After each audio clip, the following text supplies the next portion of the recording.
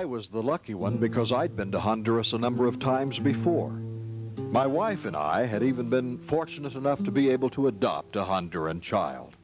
I'm Howard Dupree, news director at KOH Radio in Reno, Nevada, and I'll be your narrator for this extraordinary journey. Our group consisted of 20 different people from varying age groups and backgrounds. There was Pastor Mark Evans from Warehouse Ministries. He was an inspirational and musically talented leader as well. There were 2 nurses among us, Janet Witt, a registered nurse from Washoe Medical Center, and Noelle McCarter, a licensed practical nurse from Physicians Hospital. 3 employees from Sierra Pacific Power Company joined us, Mary Lobster, Jack Homeyer, and Guy Hudson, who was convalescing from a neck injury. Guy's sister, Kim Marsh, who had just graduated from law school, had a pretty good working knowledge of the Spanish language. Fortunately, Ben Sanchez spoke the most fluent Spanish in our group, and he brought his entire family with him. His wife, Anita, his daughter, Andre, and 5 members of his Lighthouse Ministry: Jason Ganasso, David Gore, Rob Cravens, Clark Morrow, and Lisa Scott. In addition to Pastor Mark Evans, there were 3 other very talented musicians in our group. There was classical pianist Grant Kim, music conductor Terrell Taylor from Greater Light Christian Center in Reno, and guitarist, singer-songwriter Chris Kay, who doubled as a videographer. Interior designer Joan McCorkle rounded out our group. Our native translator was Marlene Enriquez. There were 5 other volunteers from the United States already in Honduras when we arrived. Master brick mason and bus driver Merrill Story and his wife Clara, they're from California, Larry Airy and his wife Gladys from Minnesota, and Terry Brown from Los Angeles. Honduras is a republic occupying the middle portion of Central America. It was discovered by Columbus on his 4th voyage, all the way back in 1502. But centuries before the white man got to the New World, Honduras was the original homeland of the remarkable Mayan Indians, who were the pioneers in advanced civilization in the Americas.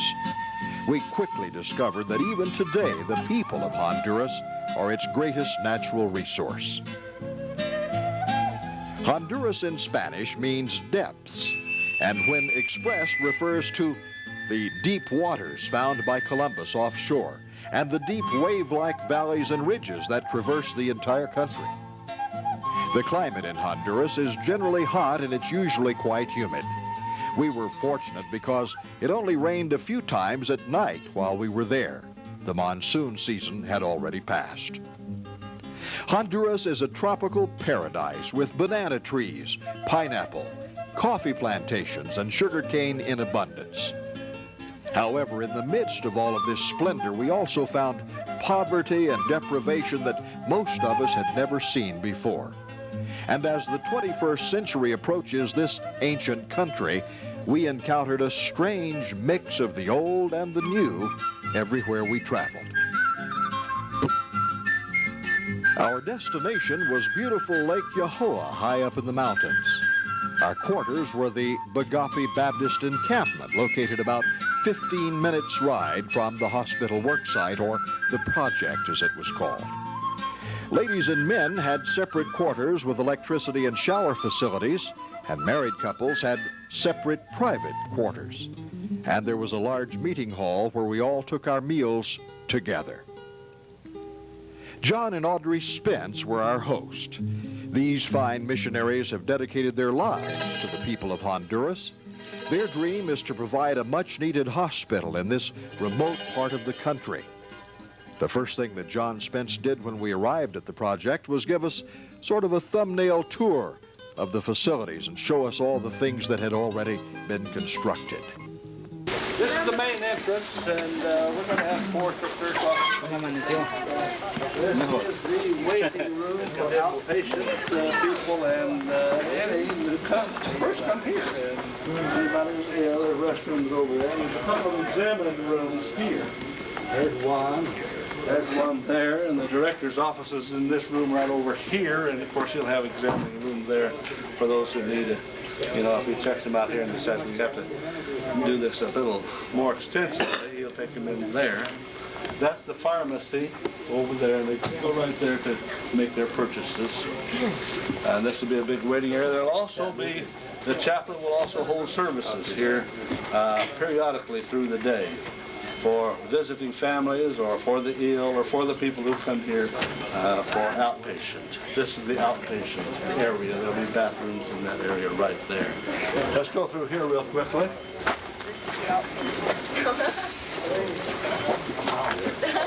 Director's office and another examining room. This is X-ray. This is one of our operating rooms, sala de operaciones, or operating rooms. And this is the other one over here. And that's the entrance to the recovery room. And it seems that people are other hospitals in the States are anxious to give us their equipment that they're changing out. They change out equipment periodically. So we anticipate having all the equipment that we need. There's 2 semi-loads of equipment already here in the country.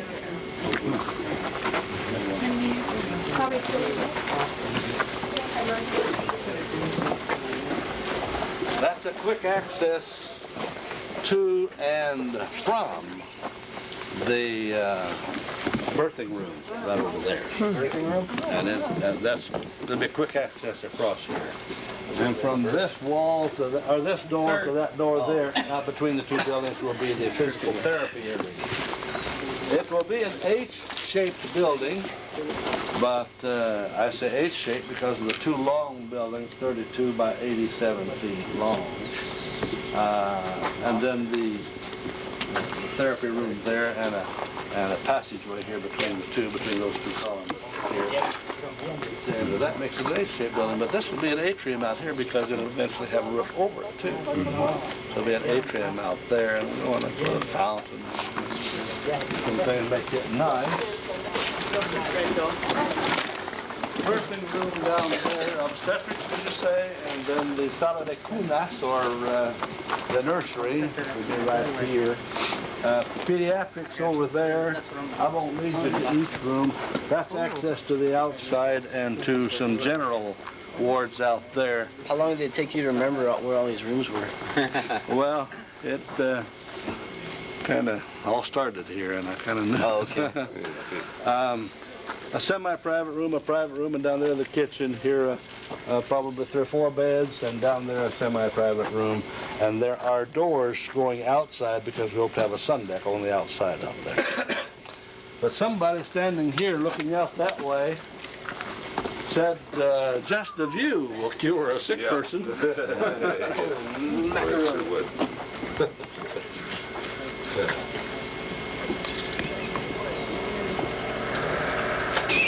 Last year, we started laying blocks. Yeah, the first block was laid about exactly a year ago, almost to the day.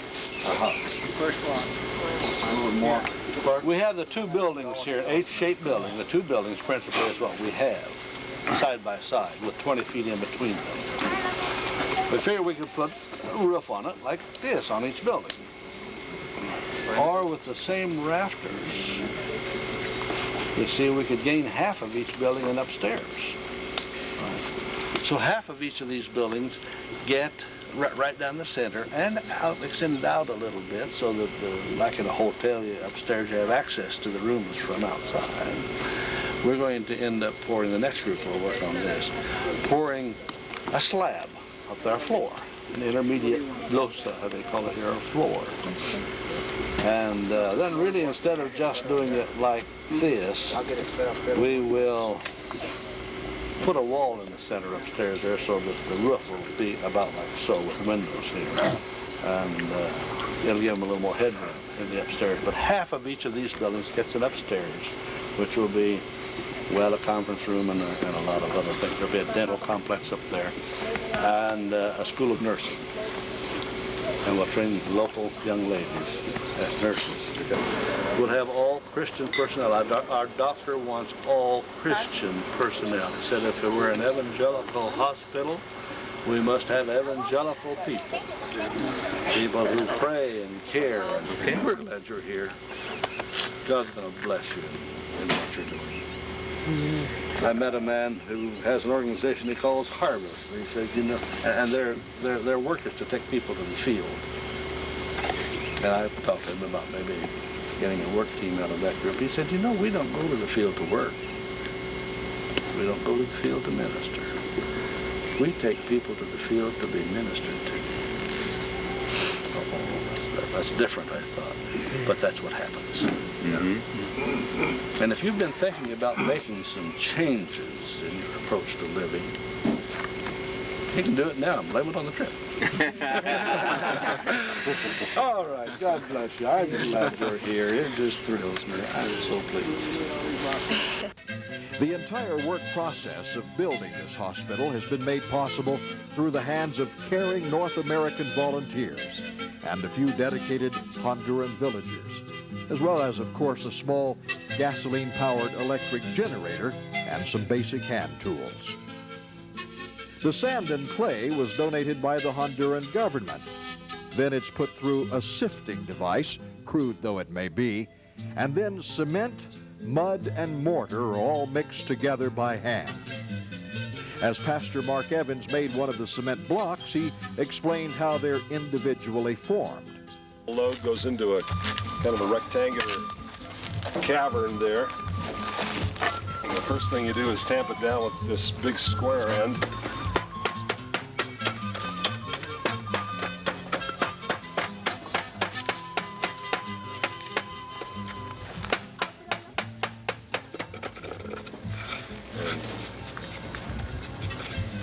This is Mariano.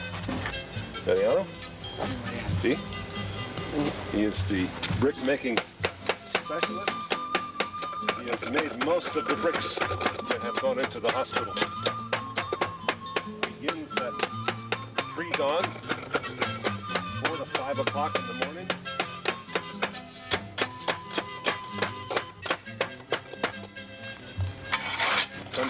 Sometimes working 12 or more hours a day. A little bit more sand.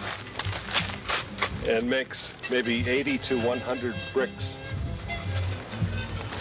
per day.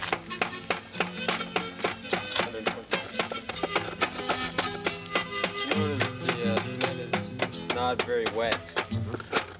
The key to doing this is packing it really hard. You notice with these tools like this, is packing it really hard so the cement will stick together really good. Okay. This end is used for the just tamping down 3 different areas here. And this end in the middle, these 2 ends here where the solid brick evening out. Then the wide end used for tamping down the rest.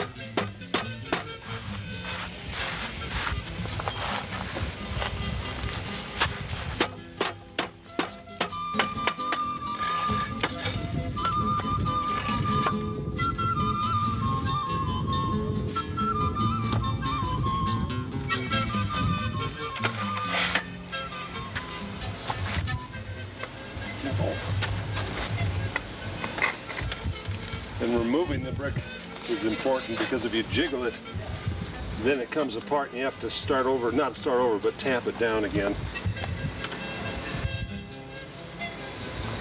And even picking it up is important that you don't tilt it or anything. So there's quite a bit of skill involved and loving care. There we go. Take them over to be dried by the sun.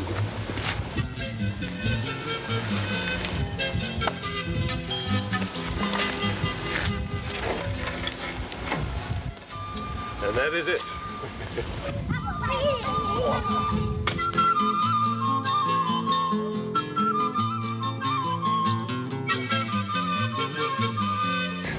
Yes. Here we are. We finally made it to Honduras. Yes, we did. It's been a long time planning, hasn't it? About 6 months. What's your feeling now? What is your expectations for the trip here? Basically? Well, I think just to touch the hearts of the people who have come and to see not only the needs that are here, but just see the needs within their own heart, I think, to let the Lord have their heart in such a way that they begin to serve Him in new ways. And I expect it, I think, to have more of an impact on us than it does on the people that we're serving here. So you basically think there might be a few changes along the way? Yeah, I hope so. Right. Well, we see you're getting your hands dirty here. And this is, Yeah, this is... this is a new experience, or what? No. Well, this is a preacher in real life. That's basically what I do. Work on my own car, get my hands a little greasy every once in a while. Well, this is kind of interesting to be here in the middle of Honduras doing it, right? Yeah. What would you say to the other people that may want to think of coming to Honduras?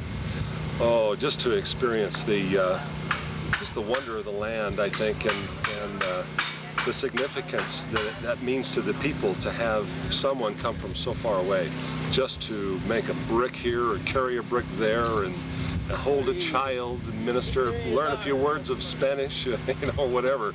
Just a simple Buenos Dias ministers to the people, a smile, a pat on the back, and it's a thrill to be here. It really is. Just something new and exhilarating to have the Lord fill your heart with His love and His Spirit. So. Our chief means of transportation was an older model school bus that was in bad need of repair. Daily trips to the tire shop to repair flats and having to constantly be on the lookout for spare engine parts took up a great deal of our time. Fortunately, we had a skilled mechanic by the name of Ben Sanchez along with us. The gas gauge on the bus read either full or empty. There was no in between. And wouldn't you know, since we had to spend so much time fixing flats, we just flat forgot to fill up the bus. So where did we end up? On the side of the road, out of gas. Here comes the bus. Somebody will get on this bus and go after gas. I will. And find a way back. Okay, there's a... Hey, that's Mercedes bus. I'd go with them, Ben. Go, Ben. Go, Ben. He speaks Spanish. You got enough to get a drink or two? Hey, Ben, come back. How much does it cost to ride the bus? How much does it cost to ride the bus?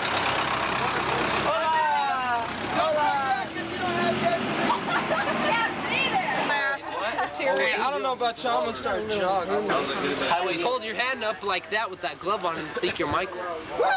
And then you'll be famous. You'll start a concert here. We'll get some money. We'll get some gas. Michael! Some gas. Hey!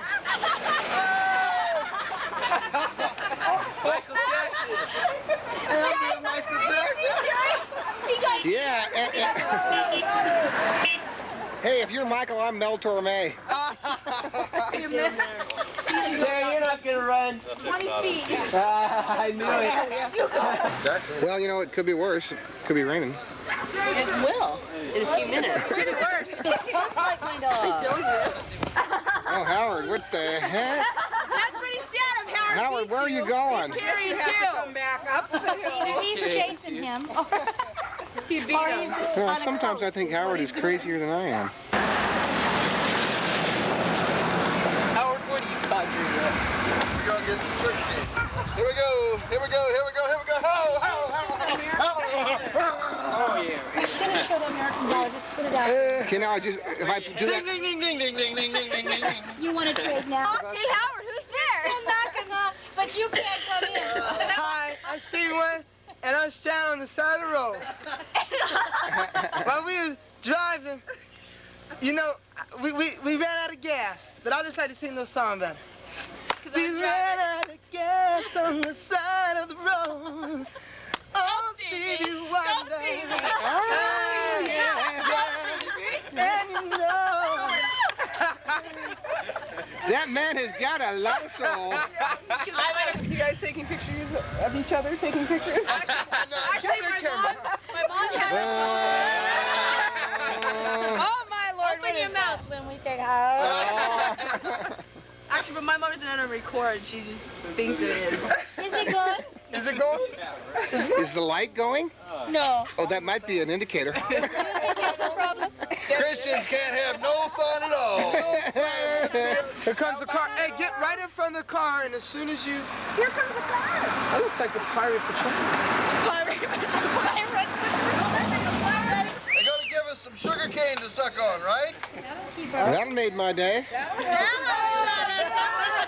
That's exactly what you want. You're not allowed to cross this. Oh, you guys are not allowed to. Charles is not to cross the street. Tastes good. It's got a piece. I'll show you guys how we do this. Way better, man. You gotta try to take Is it good? It's good, yeah. Tasty.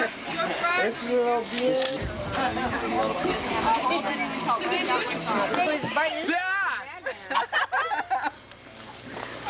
Mary doesn't like the bark. Could somebody please get her some without the bark? Because people handle this. You gotta eat the whole thing. Yep. Will Ben and Terry return with a full gas can? Does anybody know why we're running so late? Does anybody care? As night falls over Honduras, we conclude this first chapter, but this exciting and rewarding journey has just begun. Join us next time as Hands for Honduras continues.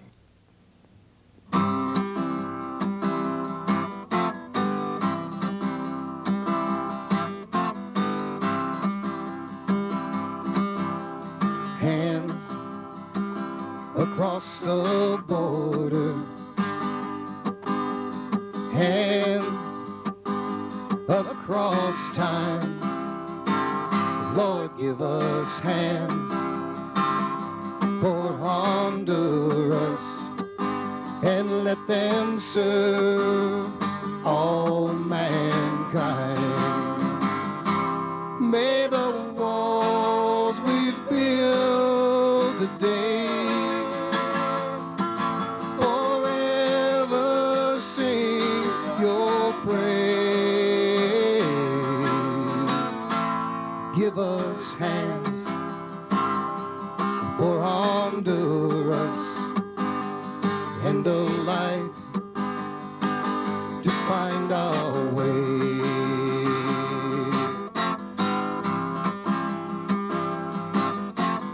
Hands across cultures, hands across speech. Lord, give us hands for Honduras and a true voice with which to preach. May the friends we meet today be those who never go away. Lord, give us hands for Honduras and a light to find our way.